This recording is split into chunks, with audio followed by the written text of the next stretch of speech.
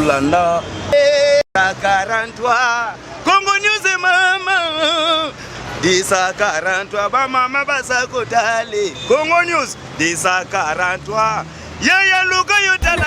Bien, bonjour et bonsoir mesdames et messieurs, fidèles téléspectateurs de l'émission Tosembola. Donc ça dépend de l'ère à laquelle vous nous suivez de partout, hein. Vous êtes très connectés sur votre chaîne de référence, donc Congo Star. C'est une chaîne qui permet à tous nos téléspectateurs de bénéficier de très bonnes informations.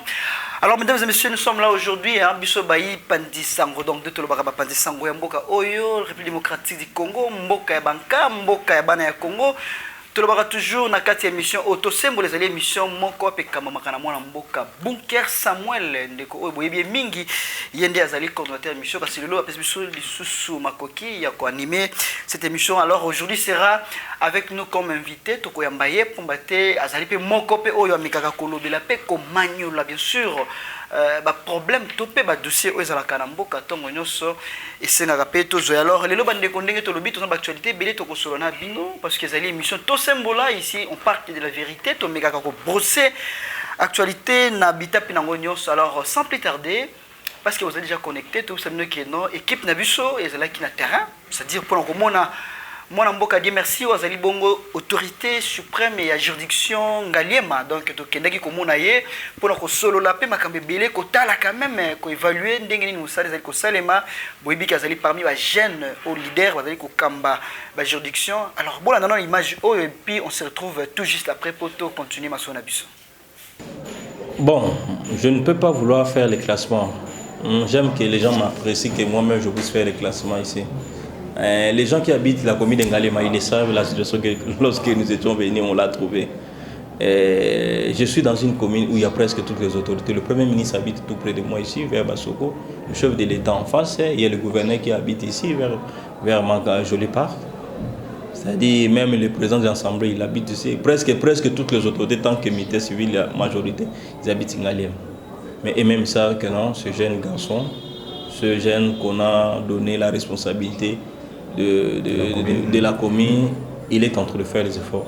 Faire 3 ans et quelques mois dans une commune Ngalema aussi immense, avec beaucoup des autorités, avec beaucoup de pression, c'est-à-dire on a fait aussi preuve de beaucoup d'efficacité, d'efficience, mais aussi de la capacité et de la résilience. La pression, on aura toujours. Lorsqu'on est tout près des autorités... Je pense qu'on les a pas eu des défis relevés. Oui, mais c'est ça. Lorsque vous êtes tout près des autorités, ils ont avantage, mais aussi c'est un inconvénient. Inconvénient pourquoi? Parce qu'il te connaît personnellement. En cas de problème, ceux qui sont invités à l'Ongolioana, même si on va proposer sous son parti politique, non, ce monsieur, je le connais, il a travaillé, il n'a pas payé. C'est ça l'inconvénient lorsqu'on travaille tout près des autorités. Mais si on saisit les choses, on travaille durement, vous allez voir que vous aurez la chance aussi de beaucoup progresser. Et nous, on a compris que nous sommes le genre, nous sommes quand même... les jeunes que le chef a fait confiance, hein, et le gouverneur de la ville, nous ne devons pas les décevoir. Et pour que nous ne puissions pas les décevoir, il faut que nous puissions être au point au travail. Et pour ne pas fermer aussi la porte dans bateau Barosanassima. Parce que si nous nous décevons, alors nous ne pouvons pas être une pierre d'achoppement pour les autres. C'est pour cette raison que nous sommes obligés de s'y mettre dans le travail, de travailler, dire, pour qu'ils puissent dire que voilà, la vallée n'attend pas le nombre d'années, on a fait confiance aux jeunes et ils étaient prêts à relever les défis. Et aujourd'hui, nous sommes en train de relever les défis. Je ne suis pas là pour faire les classements, mais les gens qui sillonnent Ngalema voient quand même que le travail que nous sommes en train de faire, même si vous partez aujourd'hui au magasin, à l'époque, magasin, tu ne pouvais même pas circuler. Aujourd'hui, il y a quand même une fluidité. Même vers Pompage, allez voir ce qui est fait. Il y avait des situations difficiles. Mais aujourd'hui, on a quand même fait un effort, malgré qu'il n'y a pas un marché, mais les efforts sont consentis pour que côté on a quand même ça. Les gens ils le savent, même sur Top Congo, les gens ils appellent, on intervient, on interagit avec eux, voilà. Donc je pense que le plus important, c'est que les gens ils comprennent que seul moi-même je ne peux rien, mais j'ai besoin de tout le monde, notamment la population, pour nous accompagner dans notre action. Car le développement, c'est question de changement de mentalité. Hein. Tant que la mentalité ne va pas évoluer, tant qu'on ne va pas prendre en compte que non, le changement, soit de l'Imbogue comme à Rome, comme à Paris, que nous-mêmes, ça sera très compliqué. Mais je pense que avec l'aide du Seigneur, avec l'accompagnement de la population et avec la volonté politique, on y arrivera. En fait, si l'organisation n'était pas bonne, je ne pense pas que la population pouvait s'amasser pour venir faire des mariages dans notre commune. Sauf Bazoya, c'est qu'il trouve que les services et les qualités. D'habitude, aujourd'hui, j'ai toujours fait ce qu'on appelle la division du travail, comme Taylor le disait. Donc, c'est-à-dire que souvent, d'autres fois, je laisse mon adjoint avec les préposés faire à la commune. Moi, souvent, comme il y a beaucoup de mariages, il y a d'autres mariages à l'extérieur, souvent, je m'occupe de faire le mariage à l'extérieur. Comme aujourd'hui, je n'avais pas de mariage. Quand je n'ai pas de mariage à l'extérieur, souvent, je viens toujours faire à la commune aussi. Et pour seconder aussi les gens, pour qu'ils soient aussi un peu, voilà, parce qu'il n'y a qu'un seul officier de l'état civil. Donc, lorsque moi je ne fais pas les mariages, ce n'est qu'une façon de déléguer mon pouvoir, mais c'est moi seul qui est l'officier de l'état civil, c'est seul moi qui signe les documents, l'acte de mariage qui est le document par excellence comme preuve de mariage. Donc, les choses, ça se déroule normalement, et je pense que nous sommes dans les travaux qu'on est en train de faire d'ici, là on va bétonner ici. Et puis vous allez voir que d'ici la semaine, si on va repeindre tout, on est déjà dans ce projet-là, de repeindre, de ça, tout, d'arranger même certaines choses qui sont déjà foutues, notamment des ventilateurs, des choses pour que l'endroit soit bien, parce que quand une personne vient faire son mariage, c'est quelque chose qu'il ne va plus faire dans la vie, donc ça doit se faire dans les meilleures conditions. Donc on est fiers de ça, et parce que le mariage, c'est le fondement même d'une nation. S'il n'y a pas mariage, c'est-à-dire il n'y aura pas la progéniture. S'il n'y a pas la progéniture, il n'y aura pas la population. Et quand il n'y a pas la population, un pays sans population, ça ne peut pas se développer. Vous comprenez? Voilà, nous sommes de retour. Je pense que vous savez, bandeko batata maman bolandi wana ezalaki bongo. Dieu merci, tout bien zali autorité ya juridiction ngaliema bolandi ndenge nini a betaki masolo na micro na biso ya to sembola po to sembola ezali émission monene oyo soki kitina terese ngaka oloba polo ba sembo po bana ya Congo balanda kasi to soki pe wana te to sala ki pe tour moko ezali makasi pamba te bandeko ya le cercle de journalistes engagés de la ville province de Kinshasa ba mekaki bongo kotala. Parce que biso tozalaka bato yo tango tomoni misala malamu za ko sala esengaka ko kita na terrain kotala pe ko décerner mutu prix wazali ko mériter wana tokine ko mona mwana mboka qui non business balabala Kelly Bonheur donc les grands courtiers de la ville province de Kinshasa bolanda image et puis on se retrouve tout juste après. Pona biso au mérité yango musala na yo esi eningi solo na cadre toujours ya kotala misala ya bana mboka ndenge etambolaka kitoko les cercles de journalistes engagés de ville province de Kinshasa bana oyo basalaka musala kitoko pona ko honorer moto azali ko mériter bo bakemo kola lelo bakitaki bongo inde na commune ya Bondali kotala wapi babengaka le number 1 kinoni business balabala Kelly Bonheur yende mokonzi les grands courtiers ya ville province ya Kinshasa oyo esi afandisa masolo na ndenge moko ya kosakana te boyebaki les cercles de journalistes engagés de ville province de Kinshasa bayaki wana impact na idéologie oyo ekumbamaka mpa mwana mboka coordonnateur Bunker Samuel bazalaki wana toujours makasi na ndenge moko ya kosakana te na kokoma na bango nyonso esalemaki kitoko boyoka ndenge mwana mboka kinani business abetisaki masolo toza na bandal Kimbondo 384 côté maman colonel Pembine hôtel formé un pona bino batunionso balukaka lupango somba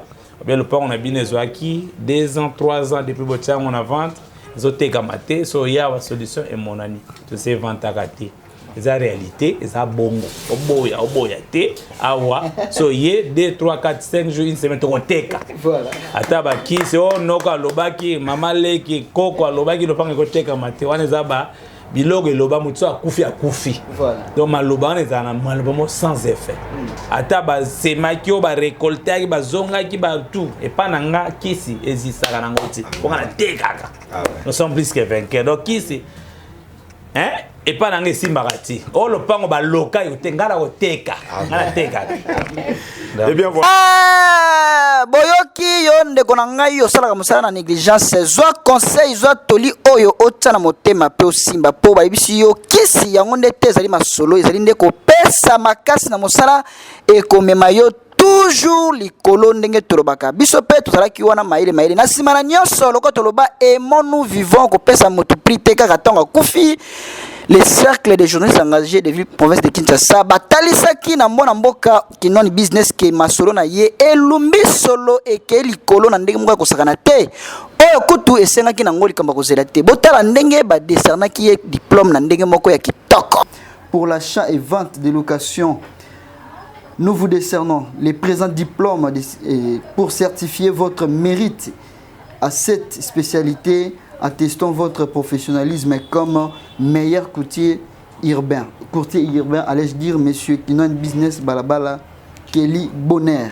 Donc, Topesio mérite Oyo, il y a diplôme pour la biso au mérité yango, Moussala Nayo ici et Mbisolo. Mokili Mobima, parce que nous n'allons pas parler du Congo, mais c'est l'Afrique et le monde entier. Des Bazali Kondima. Moussala Nayo, vous avez bénéficié, Batou. Voilà votre diplôme de mérite. Ok. Vos impressions d'abord.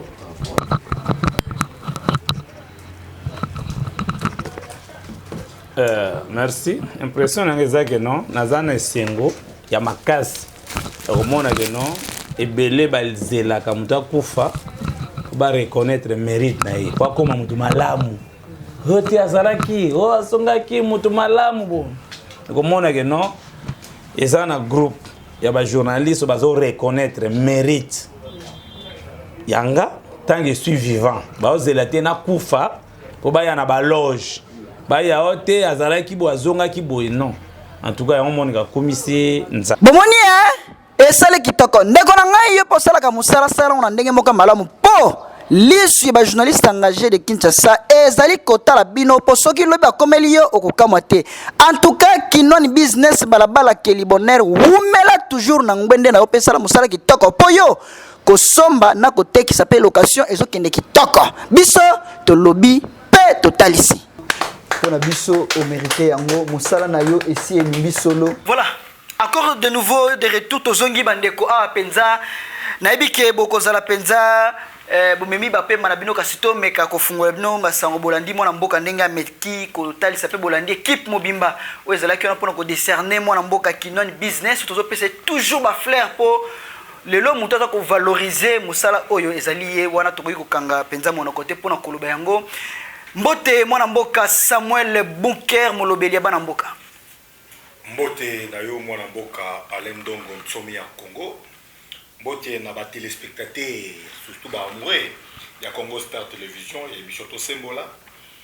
En tout cas tozana bino lelo mayele pona ko répondre na mituna ya ba imboka oyo bozali ko komela biso tongo midi poko.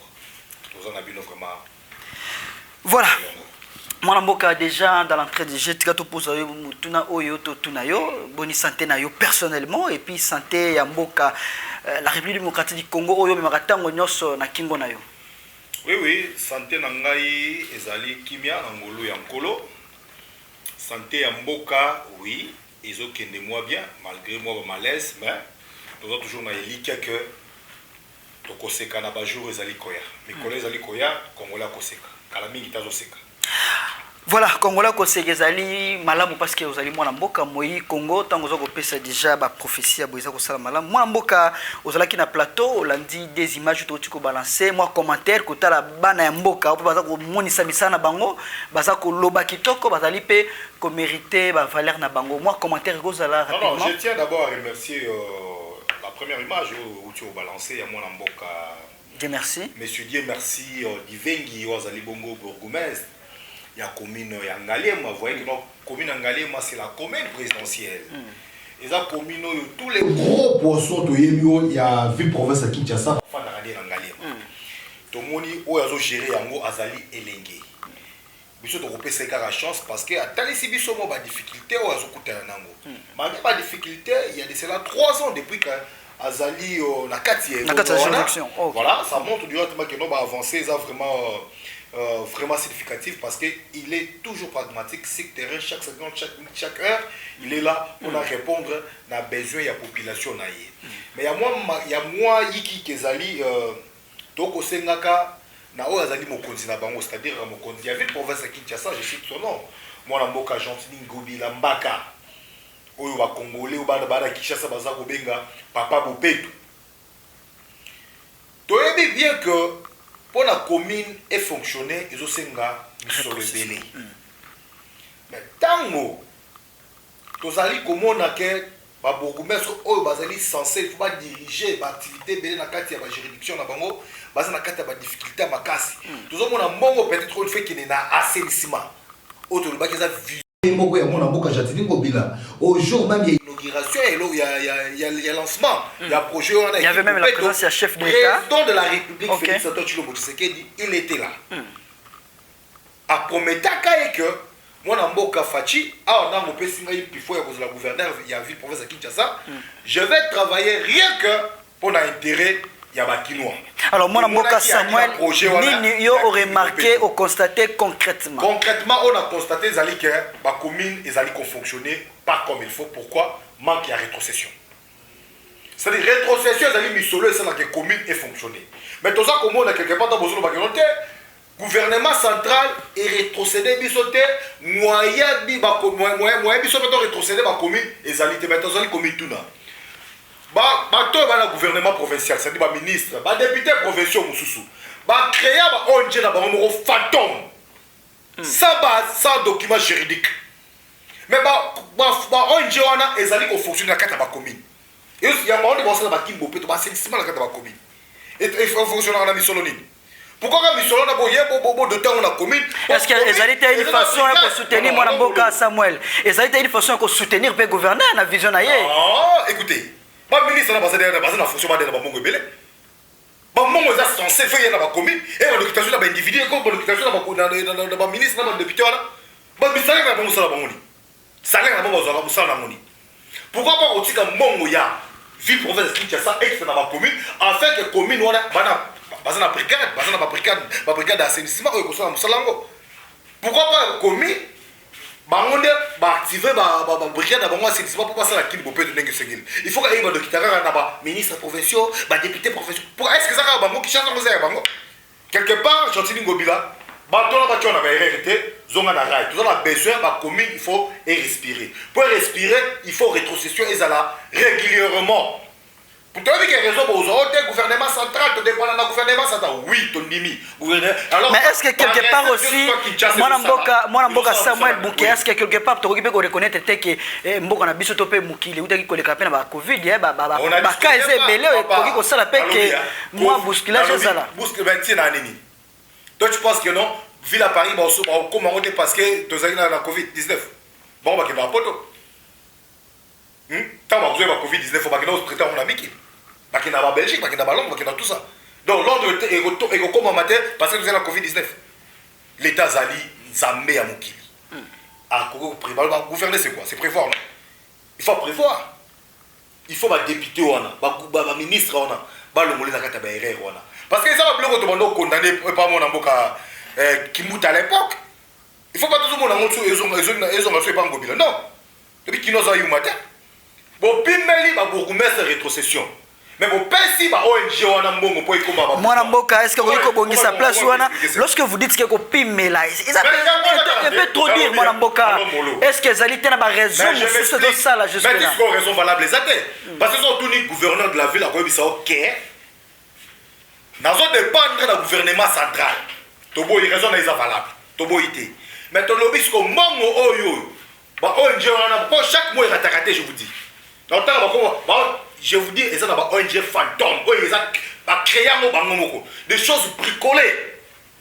Mais ONG petit samité pour moi. Mais il faut qu'ils aient des normes. Est-ce que je peux sa commune Mbongo, il y a assainissement, mais je préfère pas passer dans la ONG Moroboé.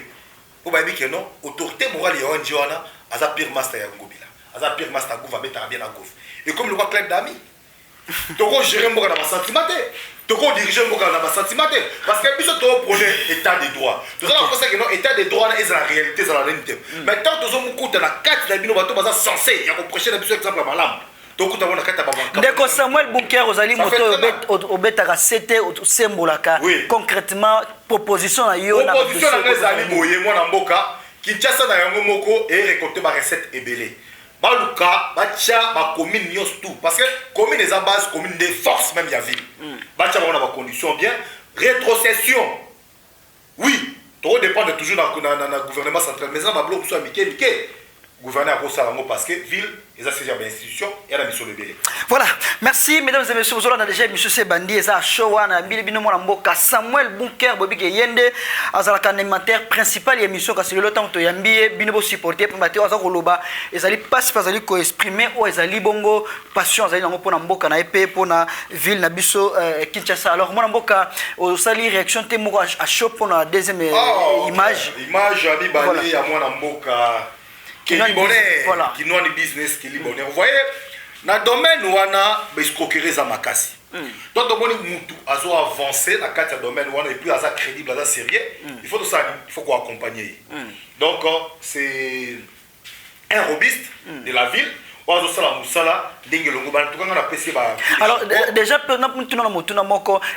critère nini oyo bino cercle les journalistes ali structure moko assise pour sala makambo wana procéder kandeni pona ko. En tout cas il y a d'abord des investigations salamaka. Donc na biki tout qui Lubumbashi, to na Kolwezi, to ke Lualaba, to ti Congo central, to ke to zaki na Mwanda Boma Kasangulu. Le 25 à 12 na Kenge. Nous ça montre directement que Moussala et Gangsala, Moussala, tant Moussala, c'est comme un makelele. Il faut travailler. Vous avez le lois où tu peux mériter, diplôme de mérite d'excellence, Aza Moutoyo, d'abord, l'investigation, c'est la maquille en avance. Donc, vérifier, façon d'aérotracer, Moussala, les Alakandingini. Donc, non, Aza Moutoyo, il faut qu'on honore Moutoyo dans vivant. On a besoin de ça dans son de Koufiote, il était point de Moussala, il y a un bon. C'est pour cela que nous avons aimons-nous vivants. Pour reconnaître ma valeur na yo Alain Ndongo Nsomi à Congo, il faut naïe bisongo en face tangoza na bon moyi. Ya yo na copier ça ba qualité. Ba défaut on sait l'effort tout transformer un peu comme ba qualité. Mais il faut naïe bisongo tangoza vivant. Si on a le souci à quoi sert? Est-ce que ma médaille on te repère son diplôme on te repère ça comme cadavre. OK nango. On est sur ça ba blague, il faut reconnaître ba effort, travail à moninga tangoza na bon moyi. Ils ont été sur la société, non, tout ça là, sont des bros. Voilà. Merci beaucoup, sont des bros. Voilà, j'ai le Mwana Mboka Samuel Bunker Mwana Mboka. Tout ça pour le symbole, mais Mwana Mboka c'est moko ya ba leader, tout le ba moko ya ba leader d'opinion, bo fandi pe au ebi mambu masina ya secteur ya Tchangu Mobimba. Donc ils allaient charge ya Tchangu Mwana Mboka marché de la liberté, ils allaient pe bijou muneno yo banda fait musée atikela bisoti lelo, mais il kamoko kamwa dans une année marché oyo et zui circuit ya kozika deux fois. Qu'est-ce qui se passe concrètement à niveau du marché de la liberté? Est-ce que les alliés vont monter préparation pour la moto avec gérer en gros qu'est-ce qui se passe à niveau là? Le quoi dossier est dans la justice. La justice ça la moussa mais biso tant de talent on a dit soit kawele, c'est-à-dire tant que toi analyser problème on a parce que on était sur terrain. Donc il était terrain. Donc il t'a qui te parle pas qui réalité est le quoi. Vous pouvez imaginer en 2011 pavillon en ezikaka bazwa ta ya ko réhabiliter moté mais tant que fati béton yé basala nini ba réhabiliter mo lokola prometaka ba mama na kozala wana po bato on le voter comment se fait-il président de la République akenda ko inaugurer des pavillons na marché akenda ko inaugurer des pavillons te wa les informations vraies quand même des pavillons encore tu rappelles beaucoup mais ça inauguré mais chef de l'État Zaki n'a souci à cause de ça 1324 vendeuses na kati ya marché parce que même ba Congo le ba ebele lokola la prometaka bango que ce qui va pas vu eziki na kwa kozong sabino na oinze oteka na ba conditions ya bien pas même 2 mois chef de l'État qui tient na marché de la liberté Azong ici 1324 maman na Winzi. A réalisé la promesse na yebisa ba maman tango banda ko tokela ba pavillon. Na quoi kozong sabino na Winzi. 1324. Maman, ils ont muké, ba ça combien de familles?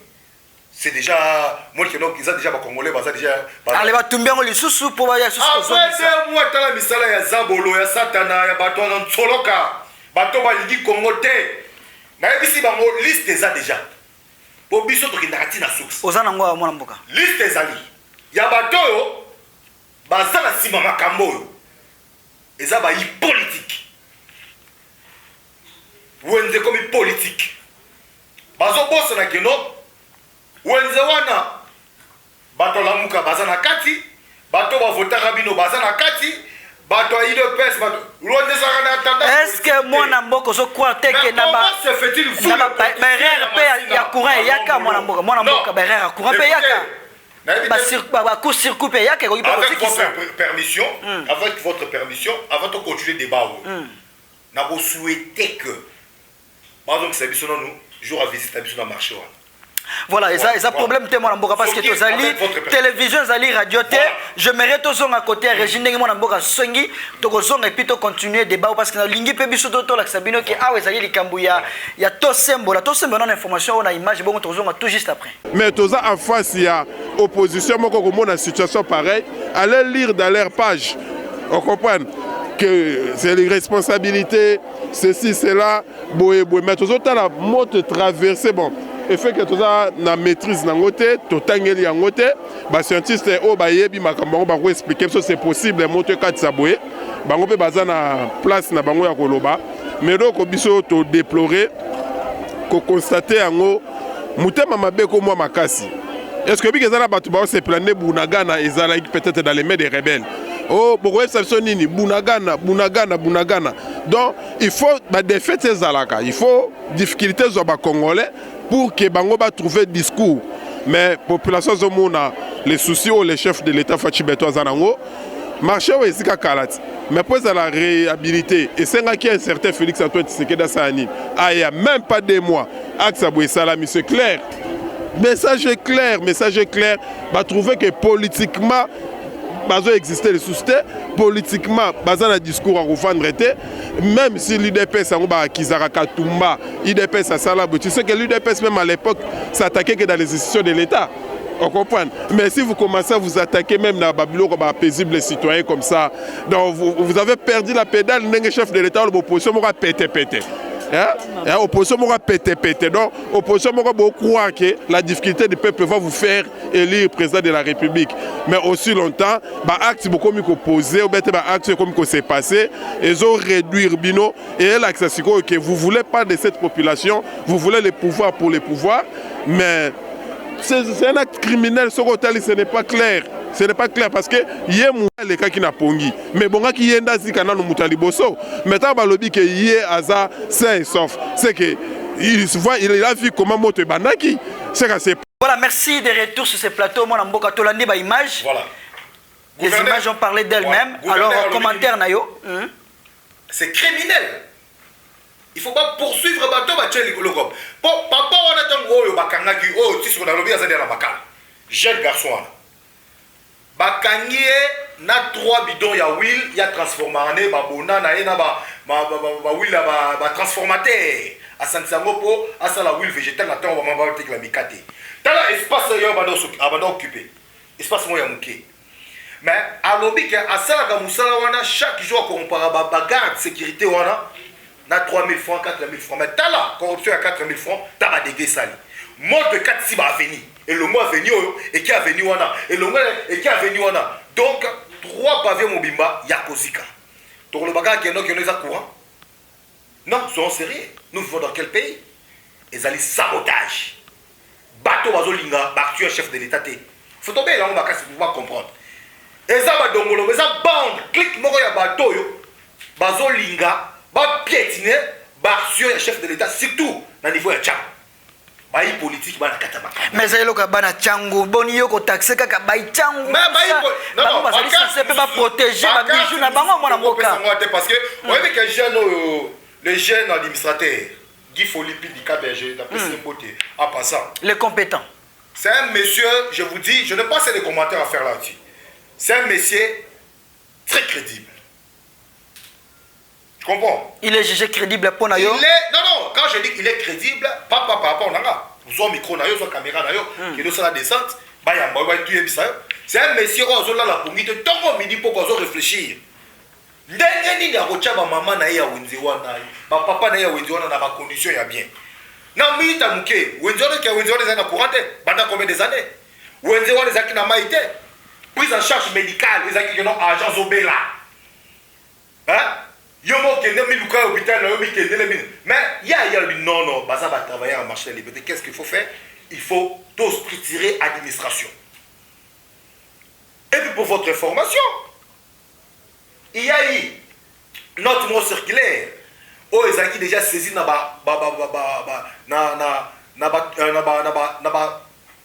instance à minene ngolo ba non, non, disons bateau sont censés la sécurité il y a marché de la liberté, ils ont ANR, la police tout consort.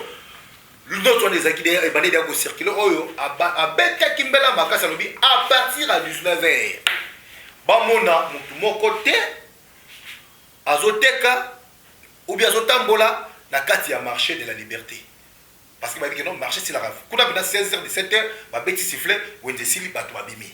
Mais à partir il y a un R, on a 19h matin, bah mon a sous douté. Mais papa, on a, il y a 40, on a vanini. Et puis, chose grave, sécurité, c'est ça qui nous sala, on a. Jour à Bazaki, Bando sécurisé, marché jour. Tout dans le bazar. Attends, mon gars, mon anité. Tout bien, on nous a coopté. Bah, il politique, bah, on a 4 6 mois, Macambo. Bah, corrompre, vraiment, bah, tout, bah, Kimi, donc porter disparu. Même dans ma famille, on a bon arrêté.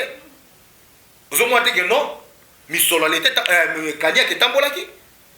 Pour pas saboter, mais ça là, mais zali pe bijou na bino bana ya zali ko tala changu pona nini ko protéger yango te ko soutenir KPP ou zali lokola administrateur ya marché wana ingeta bato bazali censé ya ko protéger bijou wana eza ba ipasi na eza ba changu. Parce que c'est là qu'on a l'air dans le commun abisso et qu'on passe là le bazar du tumo biso to bunda o biso ba tata ba kufi pour na bloc wana so boni zo zo bunda la changu tongo midi pourquoi biso tata kufi na makambo afdel tata kufi na makambo ya koluka kimi ya ko protéger bato abimi azuli ça c'est kia kufi yango na lobaka etumba ya bana changu yeze etumba na biso to kolala pongi te tongo midi pourquoi faut bundela o ya biso changu. Comment se fait-il? Et là, vous avez récompense. Oh, musée Laurent Désir Kabilobité.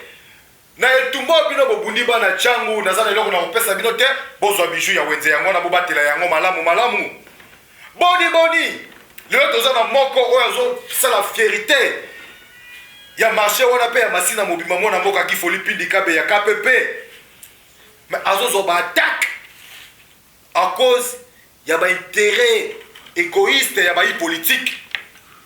Parce qu'on a besoin de caractère, il faut pas. Non, qui t'a dit que ceux qui ne capent pas le monde va non! Boti kabiso na ba distraction wana. Boti kabiso to réfléchir. Ndenge nini to ko avancer ensemble et le monde ba na chang. Voilà. Mais ba ipo na batoyo comme na bango zali ko tangama. Na ko luko ya manga ilisusu. Na ko ya vraiment de ko tanga ba kombo na bango. Justice. Laissez à la justice de faire son travail. Merci. Merci beaucoup, mon Mboka. Mais en tout cas, tout le monde qui est sujet, vous avez bien sujet, moi, quand vous avez temps, il y a fan de langue pour décortiquer, nous avez le problème, vous allez se cacher derrière tout ça. Alors, nous vous promettons que très bientôt, vous allez sous le bosso nabino pour tous les gens vraiment na bolaïno. Alors, moi, Mboka parce que tous chité malé, mais je mérite tous un sujet à transport au PP et qu'occupé tout le monde allez que ça, il s'appelle que l'obissa. Banamboka parce que Toyoki, tu évites gestion, il y a Transco dans la ville, il y a Kinshasa, et ça nini, et même temps qui on a ministre, il y a transport Chéribin au Ken de la Salipé, ma fleur to copé ça y est pour l'initiative malam moisu, il y a ko somba bis fluvio. Tout lundi wana donc ils ont une initiative qui peut permettre na bana moko ki maman mulunge moi embouteillage oké pe na nzela balé otali fleuve Congo mais mwana mboka ba initiative wana puis gestion ya Transco na ville ya Kinshasa zotambola ndenge nini yo zali mo pandisa ingeta en tout cas biso to yaka pona kopesa ka ba information ya makambo biso zana to palper réalité nan là je tiens à remercier mwana mboka chief Chipamba Wazali Bongo directeur général il y a Transco Congo. Azu entreprise avec beaucoup de microbes. Au salaire même il y a bagé bandako et banate. Tozo mituna mais comment bato yo bazala ki ko gérer entreprise à munene oyo batiki ba business ya kopola ba gauche droite tozali ko yeba te mutu zo yeba na wapi mukile zo yeba na wapi. Maintenant ngonga moke oyo mona mboka chief Chipamba a récupéré Transco. Parce que c'est un monsieur conscient. Oh, ça n'a pas congolais. Parce que c'est un caractère social. Pour moi, c'est toujours 500 francs. Et ma tête est quittée. C'est toujours 500 francs. En tant qu'arabiré, ça passe. Il y a un côté dans la demi-terrain. Il y a un demi-terrain et ça, la demi-terrain. Parce que c'est le comme bimba. Tant que vous avez avant de côté, on a bis flivio. Voilà. Na mambo tali mambi ya Transco. Moi, na mboka Chief Chipamba, il y a là la rapungité. Non, c'est un monsieur très jeune. On le bite. Naya qui kosa la mboka, naya qui kosa misolo ya mboka ten. Il faut trouver tout ça. Il faut trouver ça différence à ya lenga baton zamba sa a check pele pele na biso. Pour ça ba tumususu. Comme c'est qu'un ministre lelo, le mona banda ko par-ci par là. Mais ça va tumususu so comme c'est ministre azobunda d'abord pour la peuple. Le lenga ko mona chief Chipamba tala na misolo ya Transco ya momoko et soma d'abord abisa Transco sans pourtant va courir na bon gouvernement. Ça m'a directement que non les types animé de bonne foi pour nous ça et ça là dingue le gobani. Tant le loboé tout le monde a encore la miki la poto. Au transport fluvio. Tout le monde a encore la croissance d'être dans tout le monde dernièrement dans outil à Amsterdam. Voilà. À Amsterdam. Moi na mboka zo saluer initiative wana. Tozo koma nango pe na kati ya Congo. Pour estola na site taxi flivio. Où ils ont 25 places. Il go servir ba imboka. Tozo pe na 14 bis flivio. Où ils ont 135 places. Il go servir kaka ba imboka.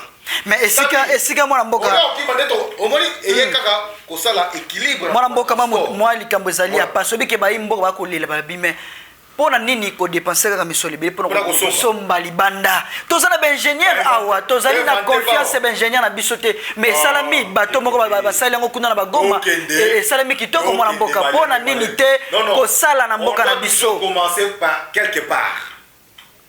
Moko za bato meto boyete bato maile bazali bato babwanya bazaba ko sala yango ba uti ko démontrer yango bato kitoko esalami ingeta to pesi ba mo batondo mingi félicitations à musala au basali mais oh paye wana ye contribuer à transport ba Congo ya ba Congomani mais ba ingénieur wana batala formule wana ba étudier yango ceux qui vont montrer que la capacité à sala yango je pense que avec l'aide du gouvernement congolais parce que le gouvernement mo ba Orion ba uti kuna ba conditions bien basala yango.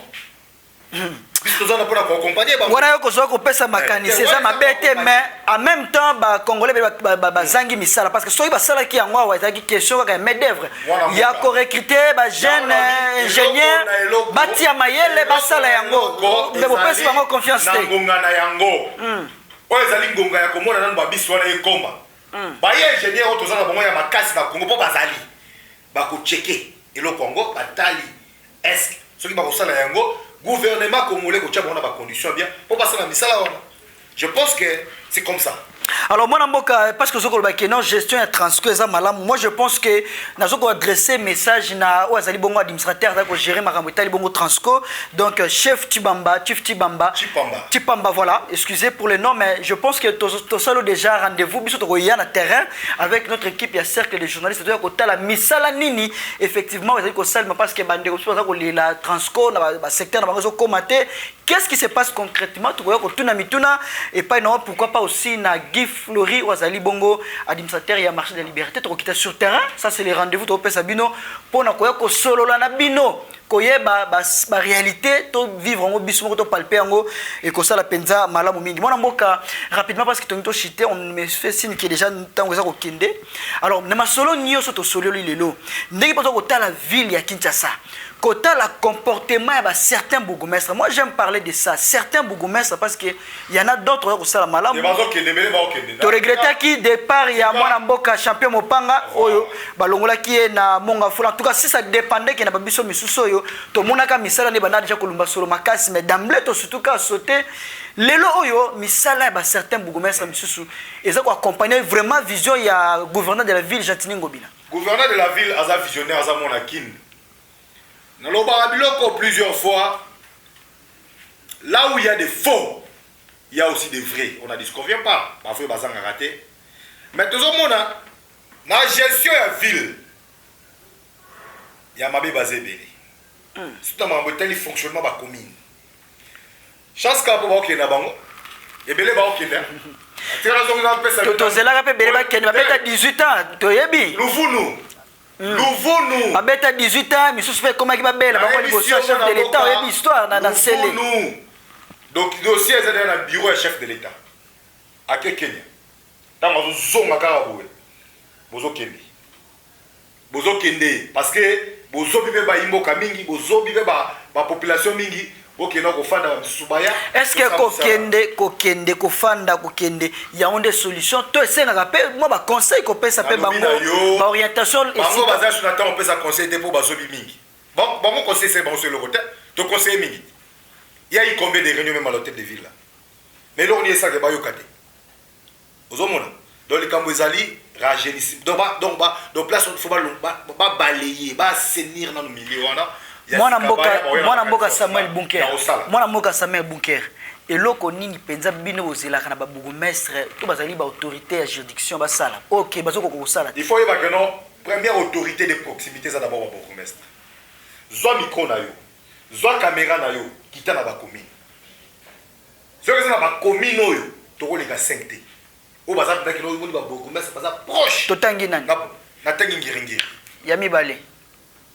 Mais autant giti déjà bandi na moko toke ya mibali ngiri wana na bosoto to na bosali malamu ngiri c'est un bosseur Jérémy Doué c'est un bosseur Nathalie Ngalema kuna to moi merci OK ya misa muto na regretter makasi mbala moko soto ko na regretter on autant que le mususu on a regretter makasi bosseur o misala na ye ndo ucholoba elumaka solo malamu na mwa ta ya moke ezali mona mboka champion Mupanga. Mais c'est comme une non, il était excellent.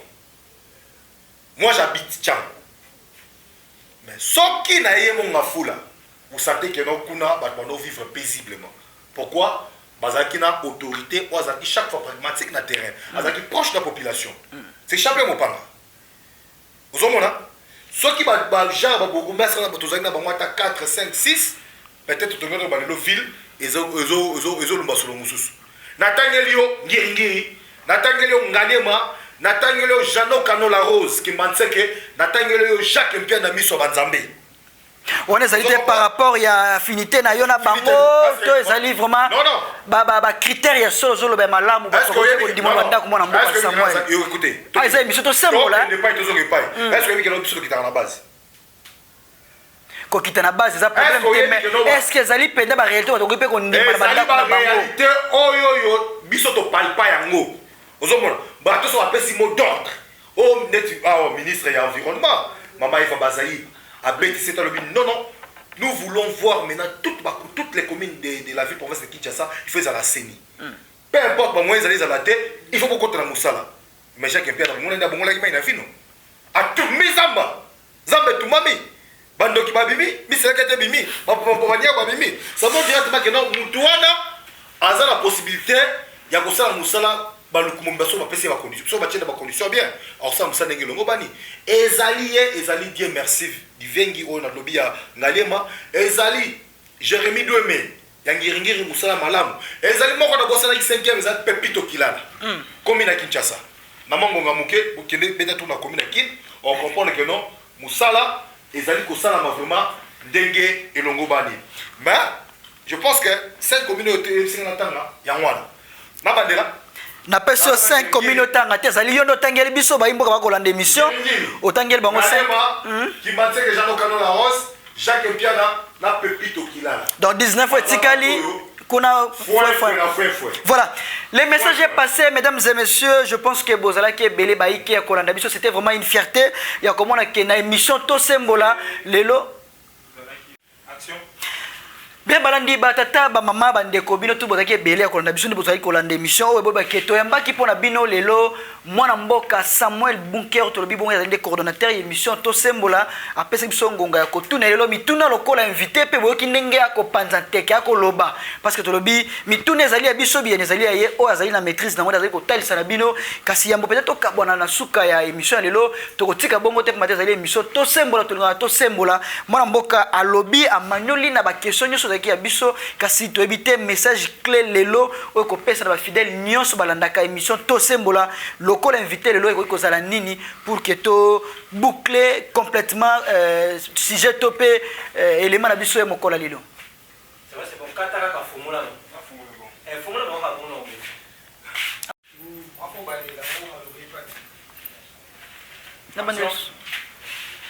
Voilà, mesdames et messieurs, bolandi biso ndebe bo mesani kolanda biso tango nyonso peut-être komi pratiquement na suka ya émission bo sepeli na mituna oyo biso to tunaki kasi bien ezalaki mwana mboka Samuel Bunker lelo azalaki comme invité na biso mais c'est lui le coordonnateur de cette émission mwana mboka Samuel Bunker yambote to kabwana yo complètement to boucler sujet lelo na ba imboka to ba kolanda biso message clé na nyonso to pe résumé ya masolo oyo ko sala bango na bandako ezali nini bana mboka bayi ba été 2023 c'est Belemi.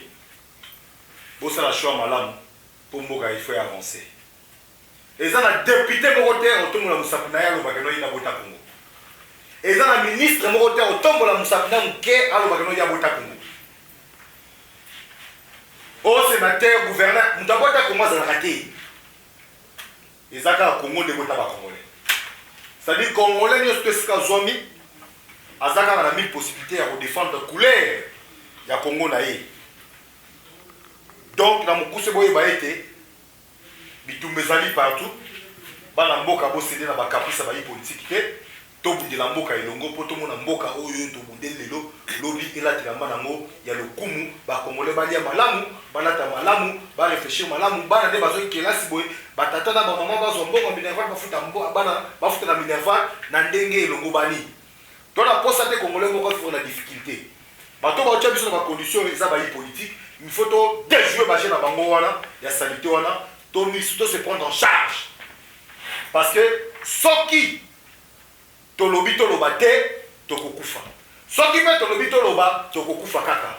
Na yango il faut to loba pour to kufa malamoko. Poza na mutu moko te abota Congo. Place to kene zambe moko yebi. En tout cas, ça m'a permis de nous profiter de la micro rapidement. Coordination à FCPT, FCPT, c'est les fonds communs, les patriotes tshisekidistes. Oui, comme on m'a pas à mon amboka Moïse Tchépé, à Koufela Kimoko na Bango, c'était un robiste aussi. Mais c'est Joseph Moupompao, il y a des cela une semaine passée. Nous avons une famille biologique, Biso Penaï, Baninga Naé, Yamasano, ya politique. Nous allons vraiment ensemble. En tout cas, paix à son âme. De tout cœur. On est vraiment ensemble. Pourquoi pas remercier mon amboka Chief Chipamba déjà Transco, Guy Folie, KB Yapindi Passi, KPP, gestionnaire crédible, il y a marché de la liberté. Je tiens aussi à remercier honorable Freddy Mbakata Poutou. Je pense qu'on est ensemble avec eux. Pourquoi pas Flavien Koumissouri, Balobi Yende, Tozo Betanimo Masolo Mikolo et moi bien. Balobi quand même, à l'osana makamama minel na niveau ya base naé.